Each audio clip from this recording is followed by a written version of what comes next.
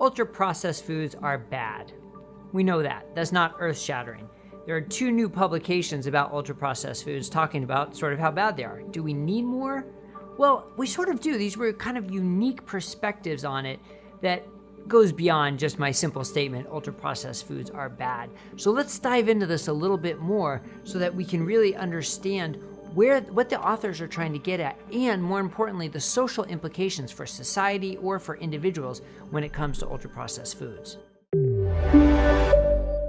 I'm Dr. Brett Scher, the medical director at DietDoctor.com.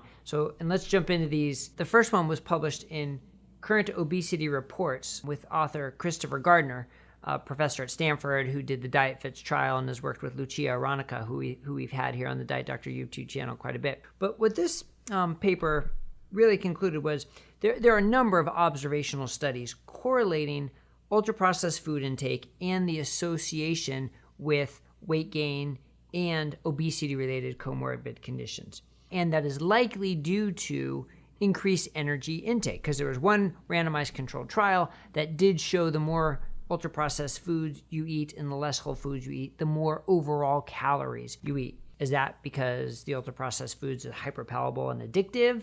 Is it because of the protein leverage hypothesis that your body is hardwired to keep eating until you get a certain amount of protein?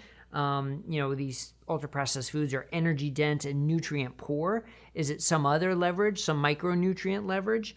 We don't know for sure, but all of those sort of make sense to a degree, right? We have evidence showing that the ultra-processed foods can trigger parts of your brain to make you want more. We have evidence showing that our body is hardwired to seek out a certain amount of protein, and you're going to overeat calories if you don't get that. But why is this so important? Well, it's important because, in industrialized countries, ultra-processed food intake is up to 50% of total calorie intake, and likely contributing to our obesity, diabetes, metabolic disease epidemic.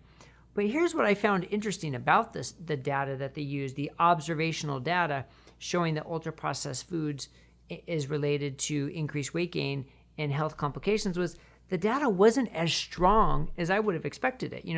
The hazard ratios were between kind of 1.3 and 1.8, so 1.8 is getting up there, but kind of in that 1.3, 1.5 range, which for food frequency questionnaires, nutritional epidemiology, is not the strongest data. So I guess the question is the data strong enough to take the next step for regulation? Now, from a practical standpoint, I would say absolutely, this should totally be regulated. And when we talk about regulations, what they brought up in the paper, is it about taxation? Is it about warning labels? Is it about limiting certain nutrients like the combinations of fat and sugar and calories? Is it about regulating the marketing? Or is it about reducing public access? All of those are reasonable approaches, I guess you can say, for something you believe is harmful. But it's reasonable until they come for something that you believe is not harmful, right? Like people are talking about the fear of fat, the dangers of fat, the dangers of meat. Well, what if, all of a sudden we go from regulating ultra-processed foods to regulating meat? Okay, that's a jump because the two aren't related, but I think we have to wonder whether it's a slippery slope. And look, that's just my opinion.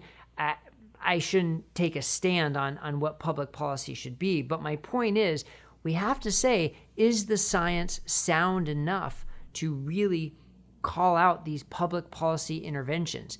And look, I can sit here and talk till I'm blue in the face. We should reduce our ultra-processed food intake. We should reduce the junk food intake and eat whole foods and real foods. Of course, we all know that. The question is, how do we do it? And that's what I found interesting about the second paper to talk about today, published in Cell Metabolism by Kevin Hall and Deidre Tobias.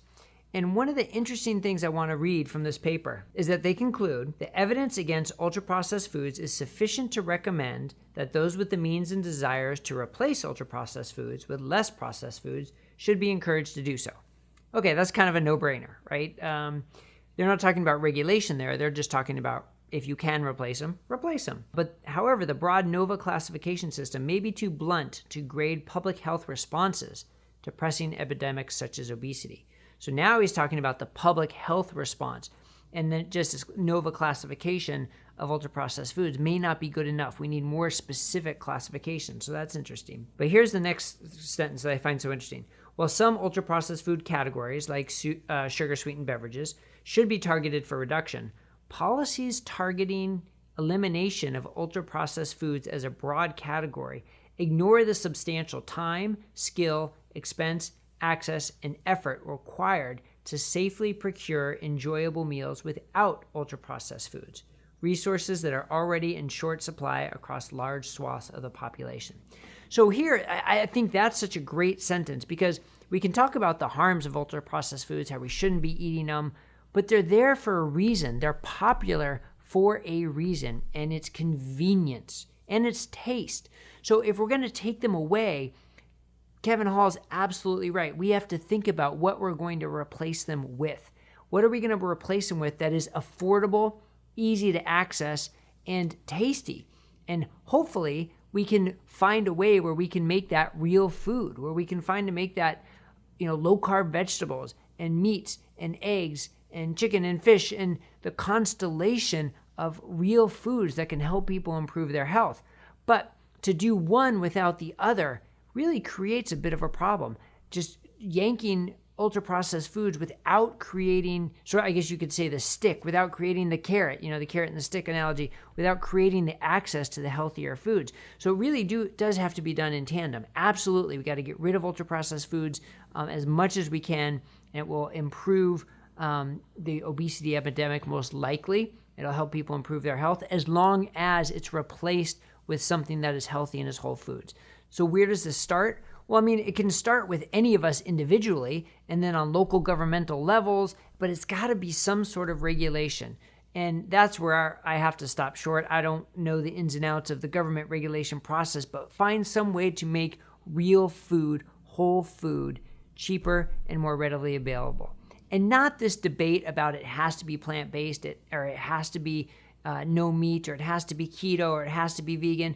Just real foods. If we just focused on that and got out of these diet wars, but instead focused on if it comes from an animal, if it comes from a ground, if it's minimally processed, then it is good and we should promote it. That would do so much for promoting the health of society and preventing this epidemic of comorbid conditions of metabolic disease. Would it do everything? Would it be enough to do everything?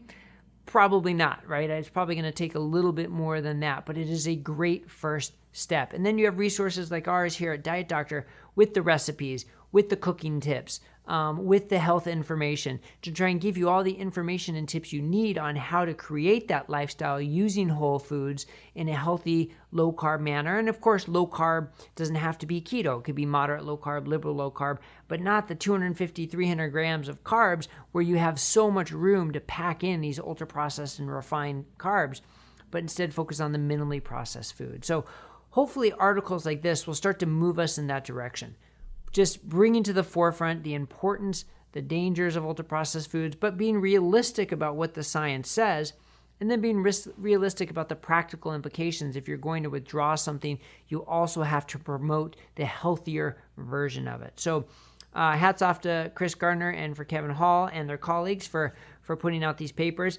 It's not the end-all be-all, right? There are many more layers to come, but I think it's a great start. And hopefully here at Diet Doctor, we can help you along your path to transition to a more whole foods diet, get rid of the ultra-processed stuff, and improve your health.